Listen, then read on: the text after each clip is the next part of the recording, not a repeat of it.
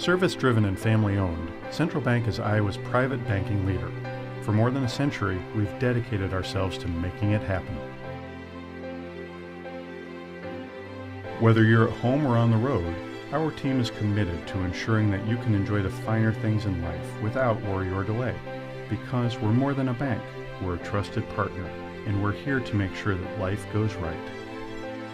I'm Mark Brown, and on behalf of all of us at Central Bank, I'd like to congratulate this year's Sages Over 70 winners on their success. Central Bank, member FDIC. Thank you for that lovely standing ovation. And good evening. Some years ago, our son, John, who's here tonight, was walking down the streets of Boulder, and he was approached by an older gentleman who looked at him and said, "Why?" And John said, "Why what?" And the gentleman said, "That's the problem." Well, it is the problem. Why was I born? What am I meant to do with my life? What makes a good life? These are all questions that, as you get to be a sage, you begin to really focus on. As I was thinking about what I wanted to say tonight, I am struck by the fact and the realization how much our world has changed in the 7 decades since my birth. When I tell my grandchildren that as I was growing up, there was no dishwasher, there was no cell phone, there was no internet, there was no computer, there was very, very little that they know today, they are dumbstruck. Gamma, really? They do think my old Corona typewriter is pretty cool, though. Indeed, we are living in a time of exponential scientific and technological growth, and this expanding and accelerating growth doubles every 7 years. Sophisticated new tools capable of doing everything from probing subatomic particles deep inside the human body, and yes, we are all made of stardust, to visualizing the outer regions of the universe are now available to us. And yet, as impressive as our knowledge base is today, it will represent only half of what we will know 7 years from now. President John Kennedy once said, "The greater our knowledge increases, the more our ignorance unfolds." Or another way of saying this is that what we don't know or understand will grow even faster. And so, when I think about what a sage might be, perhaps it is, in part, understanding what it is we don't understand. Perhaps a sage is willing to think outside the box because the same rules, the same habits of living don't always work anymore.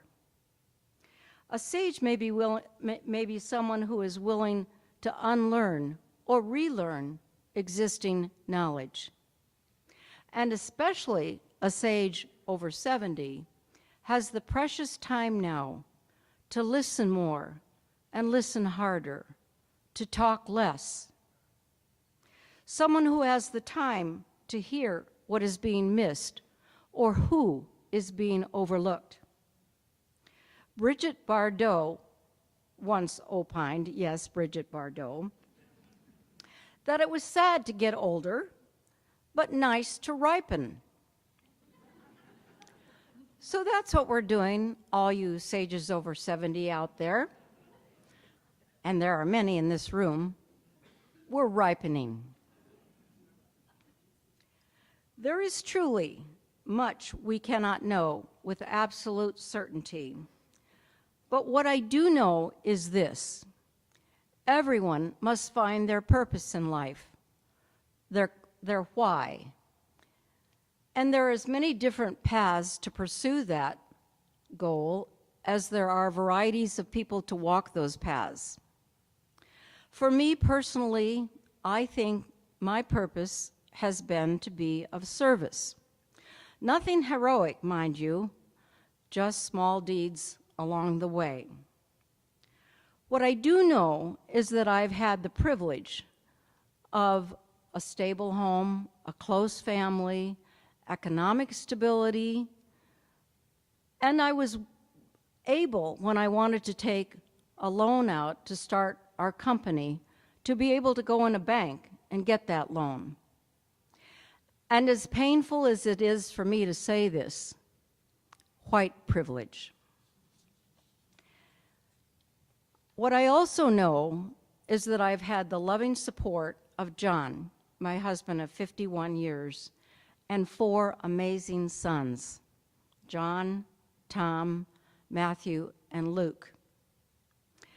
And what I know is that no one accomplishes anything alone. It is always we.